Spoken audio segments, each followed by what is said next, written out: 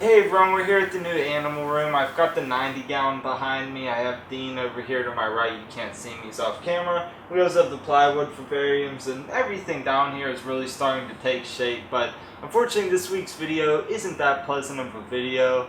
I had some issues while I was moving, and unfortunately, the majority of my native fish died off. Now, 3 of them actually did live through what happened. I have them at home right now. I'm going to have to move them back probably tomorrow, maybe the day after that. So once you're seeing this video, they'll most likely already be living in this tank again. But I had some complications during moving, and there are a few variables that it could be. I'm not actually 100% sure what it is, but I have my suspicions, and we could talk about more about that at the end of the video because you'll see everything that I do, and I could kind of tell you about what I thought it was, and we can go from there. But I think to have a good memory of my fish here, I'll just play the video that I was going to play for you guys this week because I actually didn't intend on releasing this. I almost didn't upload the video this week because I was so upset about it. I just, it's one of those things where whenever your animals die, and for those of you out there who keep animals, if you have the same kind of attachment to them that I do,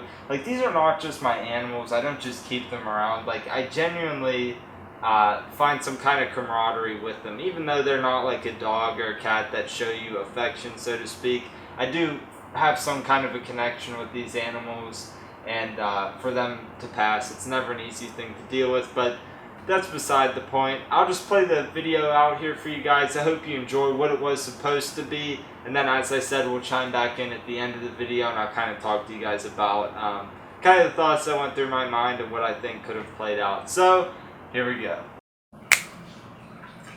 What's going on, everyone? This is the day that I've been patiently waiting for. A day when we can finally start moving some of my animals over to the new house. And we're going to start right over here with my 90-gallon native fish tank. Now, as you can see, the tank is pretty dirty. I haven't cleaned it in at least 2 weeks. It's probably been longer than that, just because I've been so busy over there, and I knew that this was going to be the first tank I was going to move, so I'm like, I might as well just let it go, and then whenever I move it, they're going to get a 100% water change anyways. So what we're going to do is we're going to move this on over to the house. We're going to rescape it, some stuff like that, so we'll make it nice and crisp once again.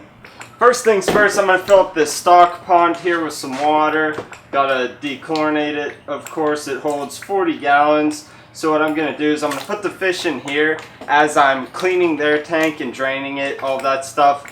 Take the tank over to my new house while the fish are still in here. I'll probably put a bubbler in here so they keep the water oxygenated. I'm not going to bother filtering it though because they'll probably be in here for like 2-3 hours max.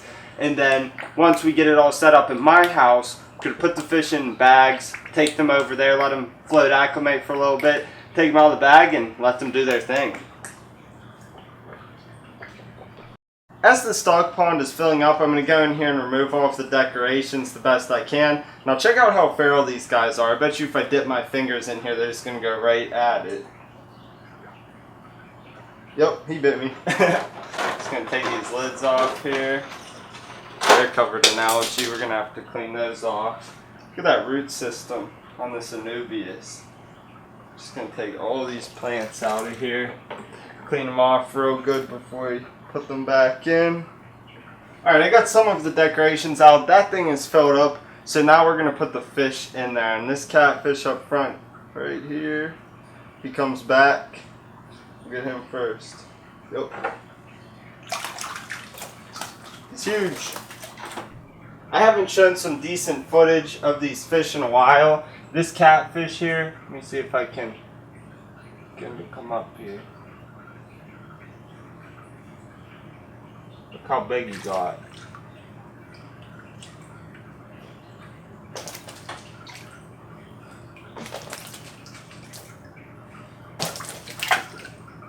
I almost forgot. I have this PVC pipe for the catfish to hide in. Or whoever else wants to go in there, but most likely the catfish will go in there.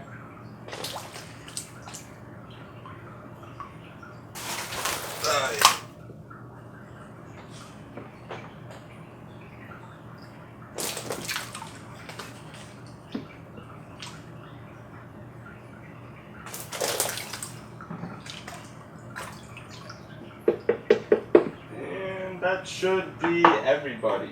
So the tank is all cleared out now of fish and decorations. I'm going to shut off the filter and pumps. Everything is off now, and what I'm gonna do is start draining the water out into these buckets. But as I do, I'm gonna suck up some of the sand with this hose. Now I'm not gonna use all of this sand in the new setup because I got a lighter color to use. Thing is, I want to use some of this sand to break up the light color a little bit, and because it's fully cycled, the rest of it I'll probably just throw out in the yard because I don't intend on ever using it again. But let's get started.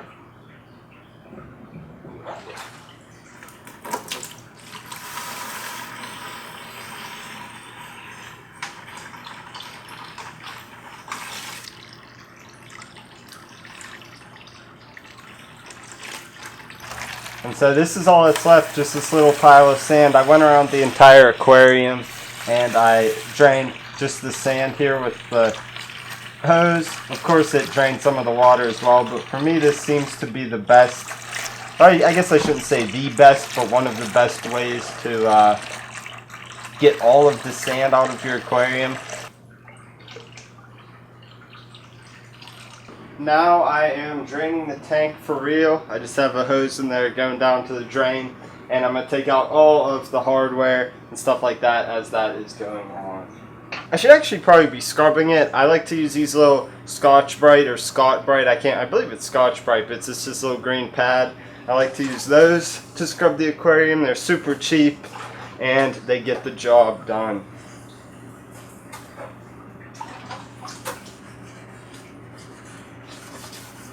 Now we got the aquarium completely drained, we're outside, and we're just going to clean off all of the driftwood and everything, spray it off with the hose, scrub it down real good, make sure it's nice and clean before we put it into the new tank so that there's not excess debris or food or whatever is built up on this wood. It's going to be nice and clean for the new setup.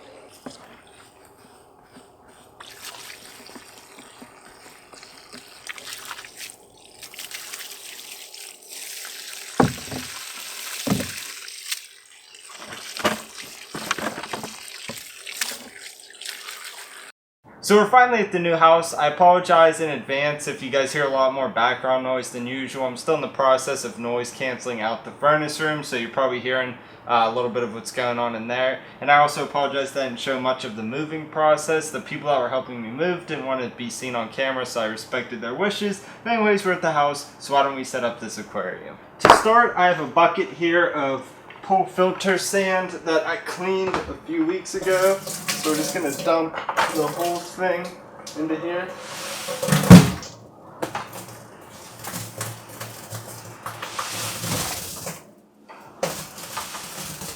I don't even know if I need the whole bucket. So why don't I go ahead and move this around, see how it looks. Might be close to enough. I'm just going to add just a little bit more in there. I think that should be good. If you remember, I also have that bucket of sand from the previous aquarium. I'm not going to start putting that in until I actually fill this up with water and dechlorinate it a little bit, just so that way I don't mix in too much. I don't want it to look weird with the black sand in there. I want it to be just the right mix. So we'll do that as we start to actually fill this up with water. So I got my hose here and a spring clamp. Do it on the side like this with the spring clamp, just makes it much easier to hold the hose in place while we're filling it up. And one of the things that's great about this house is I actually have a stationary tub again. So it's going to make water changes exponentially easier. I also like to get a solo cup and spring clamp it to the end of the hose here. So that way whenever the water is coming out of the hose, it doesn't actually disrupt the sand.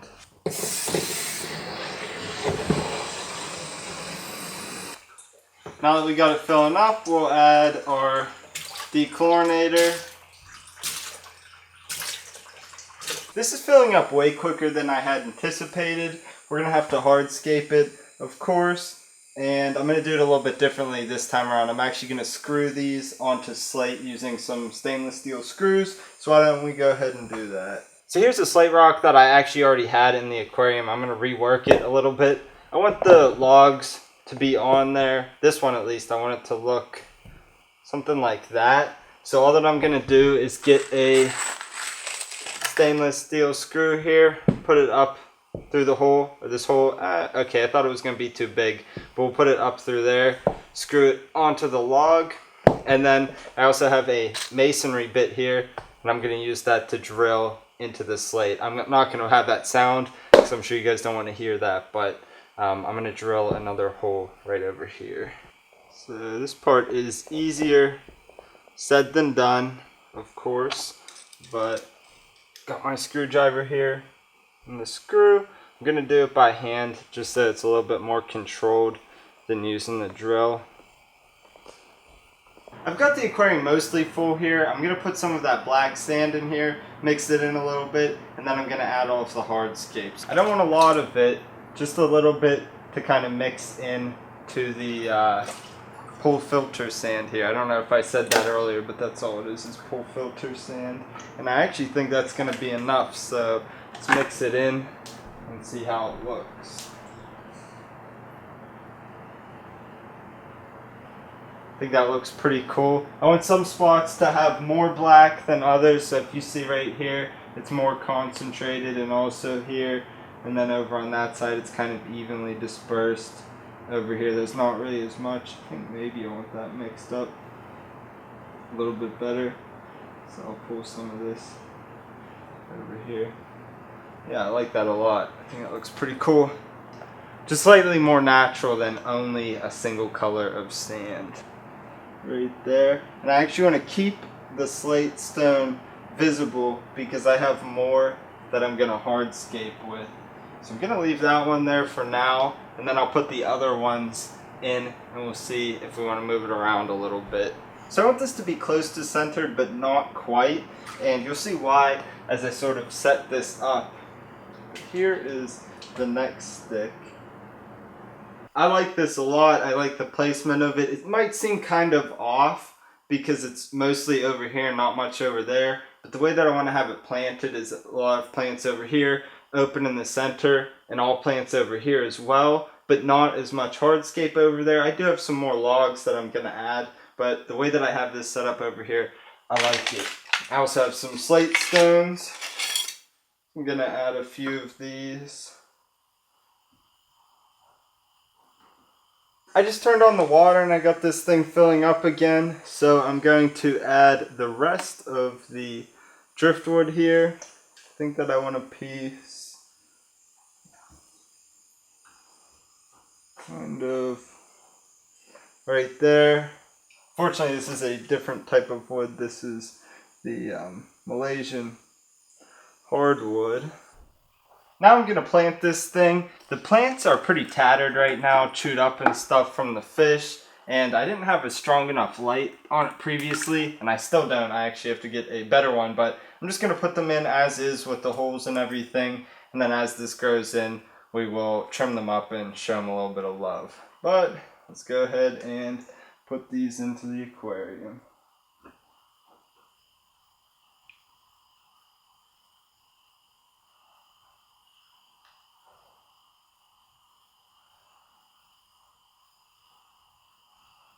So here's what we got for now. It's not perfect. I'm not totally content with it. We definitely need more plants. I definitely want to get more slate stone as well, and maybe a few more logs. But overall, I do like it, and I think as it grows in, it will look pretty cool. But I'm going to turn on all of the equipment and go back to my current house and get the fish, put them in here, and call it a day.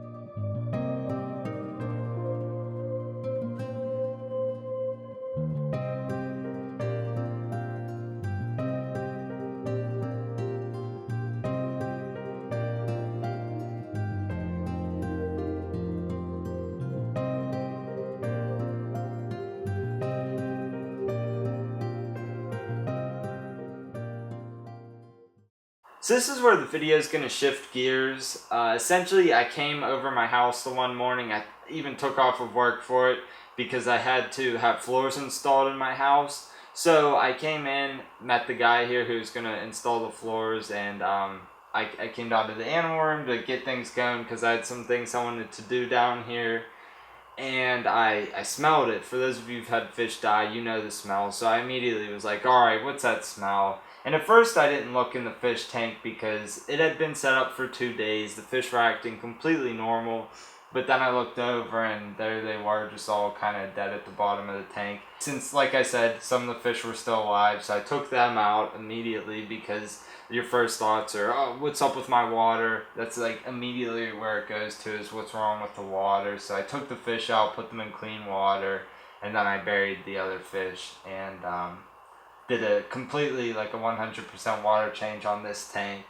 And so a lot of thoughts went through my mind. It's kind of like, what happened? What variables could it have been? And one of the ones that kind of I thought could have been a possibility, but then I'm like, nah, that doesn't make sense, is the stainless steel screws that I used to attach the wood to the slate rock. I've done it plenty of times in the past. I had fish tanks set up for a good 7 years or so with this method of holding driftwood onto slate. Never had any issues with it. Plenty of aquarists will tell you the same thing. They never had any issues with this. And fish stores will even sell you driftwood on slate with a stainless steel screw. So I really do not think that's what it was. My other thought was the pull filter sand. Again, I've used pull filter sand, I've used play sand, so many different sorts of unconventional DIY substrates before. Never had any issues with it. I cleaned it very well. And as you saw, when I put it in the tank, it didn't create any cloudiness whatsoever. So I know that I did a good job cleaning it. So I really don't think that's what it was either. The other one, which is kind of not really anything I could do about, is maybe like cross-contamination of the things that I had used to either clean the aquarium or fill it up. So that being like the hose. Again, I don't really think that's what it was because before I use the hose, I'll always run hot water through it to kind of clean it out.